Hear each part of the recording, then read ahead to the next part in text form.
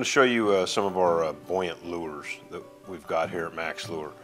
The first one is the Cha-Cha crawler rig. Cha-Cha crawler rig is a pill float set with smile blades set up on a crawler harness. It's got a long leader. The next one we've got here is the Cha-Cha squidder rig, but it's got a pill float inside along with the smile blade, which makes that thing float real well as you're trolling. The next one we've got is one of our larger selling walleye products called Wally Pump. Wally Pump is a pill float with surgical tubing and the smile blade set up on a crawler harness. It works tremendously well. It actually in the water moves like a crankbait because of the way it's designed and built. The last one we've got here is the Lollipop J, which is basically a smaller profile of the Wally Pump itself. The Lollipop J, you want to utilize when fish are a little more lethargic or not wanting to bite. Used when fishing rocky, heavily wooded, or weedy areas.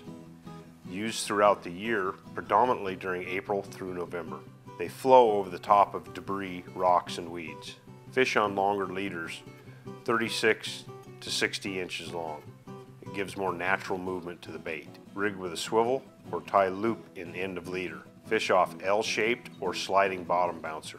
Bottom bouncer gives additional movement when going over debris. In current, use bead chain swivels to eliminate line twist.